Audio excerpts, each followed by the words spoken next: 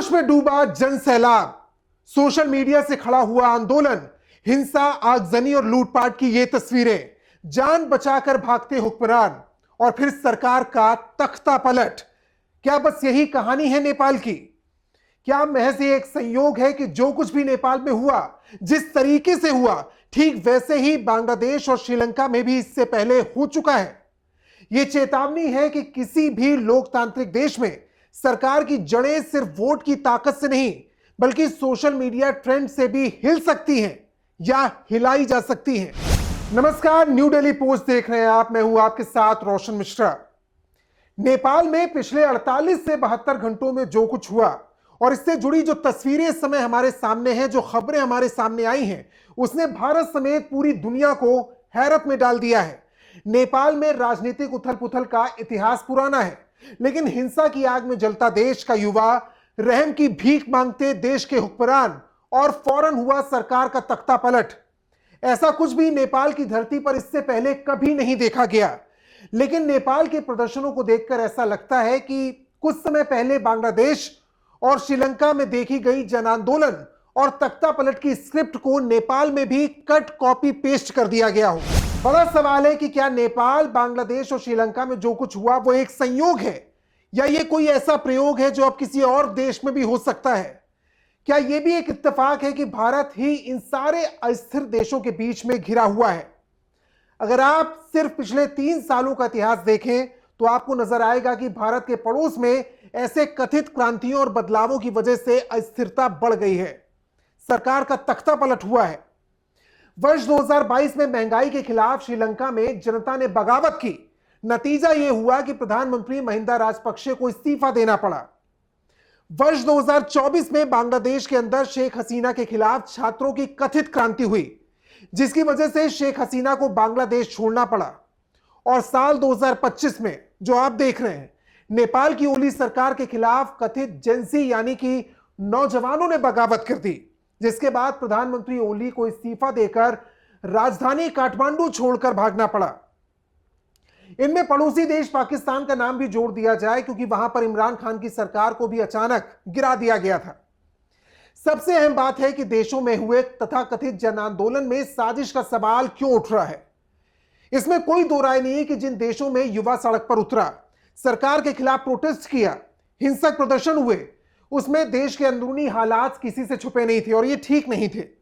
भ्रष्टाचार और बढ़ती महंगाई, साथ ही बेरोजगारी ने जनता को परेशान किया। लेकिन इस सबके बावजूद बिना बड़े नेता के, बिना किसी बड़े चेहरे की इतनी बड़ी भीड़ को जुटाया गया। उन्हें क्या करना है यह तय किया गया सोशल मीडिया के सहारे, और सोशल मीडिया के सहारे ही आंदोलन सरकार को घुटने पर आने के लिए मजबूर कर देता है।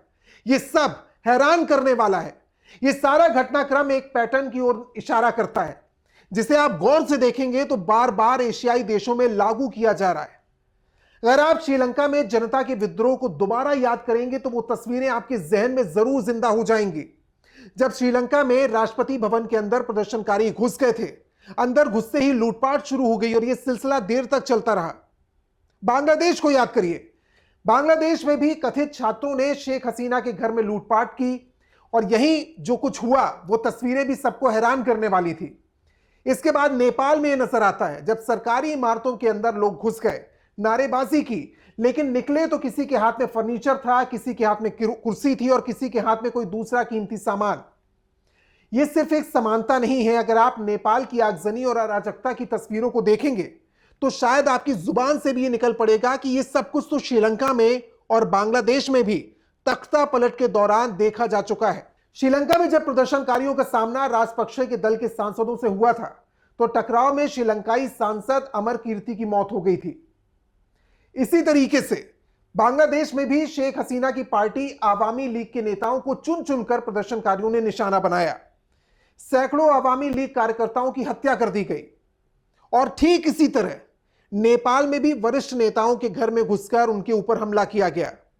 पूर्व प्रधानमंत्री झलनाथ खनाल की पत्नी राजलक्ष्मी खनाल की मौत हो गई। कई कैबिनेट मंत्रियों को दौड़ा दौड़ा कर पीटने की तस्वीरें सोशल मीडिया पर वायरल है। प्रदर्शनकारियों का रोष और प्रदर्शन का तरीका, प्रदर्शनकारियों का जो व्यवहार है, वो एक तरीके से इशारा करता है कि जो कुछ हम श्रीलंका में, जो कुछ हम बांग्लादेश में देख चुके हैं, वही नेपाल में होता हुआ नजर आ रहा है। अराजकता से शुरू हुआ यह सफर अस्थिरता का दौर और इन्हीं वजहों से नेपाल के भविष्य को लेकर इस समय सवाल उठ रहे हैं।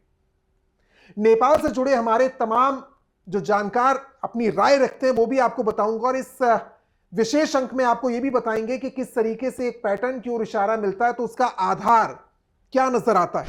हम बांग्लादेश में तकरीबन 1 साल पहले हुए तख्ता पलट का विश्लेषण करते हैं जो आपके लिए सुनना, समझना और देखना जरूरी है।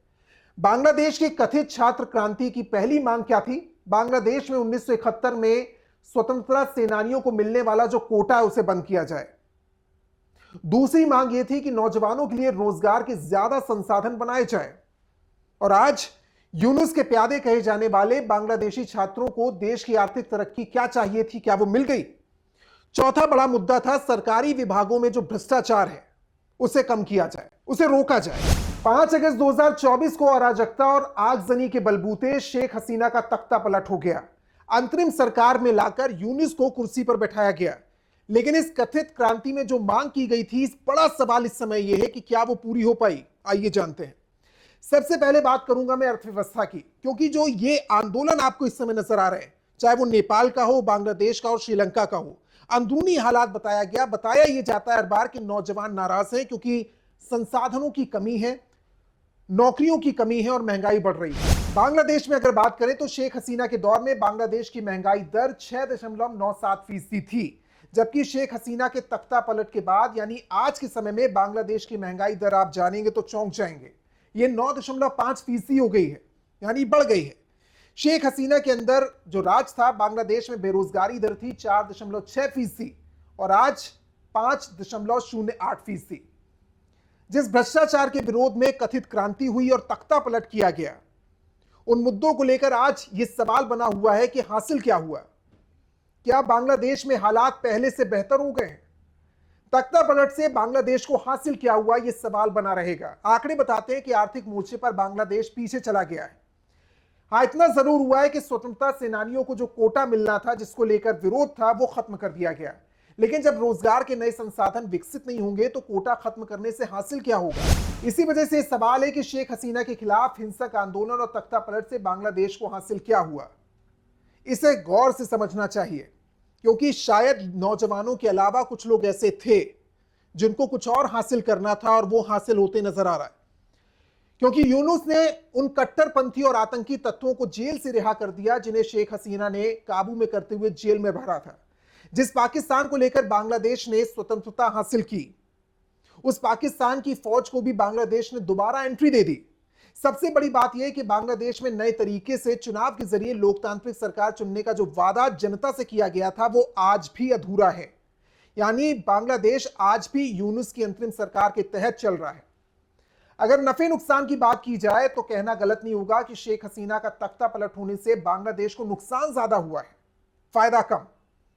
एक नजर डालते हैं श्रीलंका पर, जिसने नेपाल की तरह ही अराजकता और आगजनी का सामना किया। साल 2022 में तख्ता पलट देखा। वर्ष 2022 में श्रीलंका की महंगाई दर थी 49.72% और यही वजह थी कि युवा सड़कों पर उतरा। लेकिन आज 2025 में तकरीबन 6 से 7% के बीच आ गई है। तख्ता पलट से पहले श्रीलंका में जो बेरोजगारी दर थी वो 5.2% थी, वो 3.8% हो गई है। तख्ता पलट से पहले श्रीलंका में पेट्रोल, बिजली और दवाओं की किल्लत थी, वो आज ना के बराबर है। जो नेपाल में हो रहा है वही बांग्लादेश और श्रीलंका में भी हुआ था, लेकिन तख्ता पलट के बाद बांग्लादेश का रास्ता अलग नजर आता है और श्रीलंका का रास्ता अलग है, नतीजे अलग है। और ऐसा है क्यों, ये समझना भी जरूरी है। आपके लिए जानना जरूरी है कि श्रीलंका में तख्ता पलट के बाद हालात काबू में किए गए, राजनीतिक दलों के नेता मैदान में आए, चुनाव हुए, राजनीतिक अनुभव जिनको था उन्होंने ही दोबारा कमान संभाली। जबकि बांग्लादेश में क्या हुआ, यूनुस कौन था इससे पहले कोई नहीं जानता था, यूनुस को कमान सौंपी गई, उनकी सरकार बनती है इस वादे के साथ कि नए फेयर इलेक्शन किए जाएंगे, निष्पक्ष चुनाव होंगे। यूनुस और उनके सलाहकारों में कोई बड़ा ऐसा सियासी तजुर्बा रखने वाला व्यक्ति नहीं था। श्रीलंका में तख्ता पलट के बाद आई सरकारों ने आर्थिक सुधार किए, 2 सरकारें आ चुकी हैं और भारत से संबंध बेहतर किए। जबकि शेख हसीना के बाद मोहम्मद यूनुस ने विदेशी कर्ज के जरिए अर्थव्यवस्था को संभालने की कोशिश की। लेकिन इस तरह से तख्ता पलट के बाद जो सबसे बड़ा फर्क देखा जाता है वो देखा जाता है विदेश नीति में। इसलिए यह सवाल उठता है कि क्यों विदेश नीति बदलती हुई नजर आ रही है। बांग्लादेश को देखिए, सरकार और कार्यवाहक रूप से जो कमान यहां पर संभालने की बात होती है उसे कठपुतली की तरह अगर इस्तेमाल होते देखते हैं तो सवाल उठना लाजमी है। तख्ता पलट के बाद एक तरफ श्रीलंका ने स्वतंत्र विदेश नीति की तरफ कदम बढ़ाए, जबकि यूनुस ने बांग्लादेश को एक अलग रास्ते पर ले जाने का काम किया। यूनुस ने क्या किया? पाकिस्तान, चीन और अमेरिका जैसे देशों के ऊपर बांग्लादेश की जो निर्भरता है उसे बढ़ा दिया, जिसके चलते भारत और म्यांमार जैसे पड़ोसी देशों से बांग्लादेश के रिश्ते खराब हो गए। वो अब भी भारत के खिलाफ काम कर रहे हैं, ये साफ नजर आता है। बांग्लादेश, श्रीलंका और अब नेपाल, यहां पर जो कुछ हुआ है उसमें एक पैटर्न नजर आता है। इन सबको देखने के बाद भारत के सामने कई चुनौतियां हैं जिस पर मैं बात करूंगा, लेकिन इस पूरे पैटर्न को अगर आप देखें तो एक सवाल उठता है कि क्या यह सब जनता का गुस्सा है या फिर किसी ने इन देशों में नेपाल की तरह ही आग लगा दी। कई जानकार ये कह रहे हैं कि इसके पीछे डीप स्टेट हो सकता है, अमेरिकी एजेंसियों का हाथ हो सकता है, क्योंकि नेपाल सिर्फ एक पड़ोसी छोटा देश नहीं है भारत का, इसका एशिया में जियोपॉलिटिक्स के हिसाब से बड़ा अहम रोल है। नेपाल का झुकाव भारत की ओर होगा या नेपाल का झुकाव चीन की ओर होगा, क्या यह अमेरिका तय करेगा? और क्या यही वजह है कि सोशल मीडिया का इस्तेमाल हथियार की तरह किया गया? इस बीच आपके जहन में यह सवाल होगा कि अब इस हालात में नेपाल में क्या होने वाला है और जेन ज़ी युवा किस तरीके का नेपाल चाहता है। ये जो नौजवान सड़कों पर उतरे, जिसके लिए सड़कों पर उतारे गए, प्रधानमंत्री ओली के इस्तीफे के बाद हिंसा क्यों नहीं रुकी? अब इन जेन ज़ी ने नई मांग रख दी है। पहली ये कि नेपाल का संविधान फिर से लिखा जाए और दूसरी ये कि 30 साल में लूटी गई संपत्ति की जांच हो, यानी भ्रष्टाचार के खिलाफ कड़ी कार्रवाई चाहते हैं। लेकिन संविधान किस तरीके से बदलना चाहते हैं ये देखना दिलचस्प होगा। भारत के नजरिए से देखा जाए तो नेपाल में आगे कैसी सरकार बनेगी और भारत के साथ किस तरह का रिश्ता रखेगी, एक बड़ा सवाल है। और भारत इस पड़ोसी और अहम देशों के साथ किस तरह से अपने रिश्ते बेहतर कर सकता है, यह भी एक चुनौती है। दूसरा सवाल उस पैटर्न को लेकर भी है जिस पर हमने अपनी इस रिपोर्ट में बार बार सवाल उठाया है। वो पैटर्न जिसे लागू करके किसी भी लोकतांत्रिक देश की जड़ों को उखाड़ा जा सकता है। यह आंदोलन जनता के गुस्से का नतीजा तो है ही, साथ ही यह साफ है कि डिजिटल मैनिपुलेशन भी किया गया। भारत के लिए बहुत जरूरी है कि सतर्क रहा जाए, क्योंकि यह चेतावनी है कि लोकतांत्रिक देश की जड़ों को सिर्फ वोट से जरिए नहीं बल्कि सोशल मीडिया का सहारा लेकर भी उखाड़ा जा सकता है। इस वीडियो को लेकर आपकी राय क्या है, हमसे शेयर करना मत भूलिएगा। चैनल को सब्सक्राइब करना और वीडियो को लाइक करना ना भूलें। जय हिंद।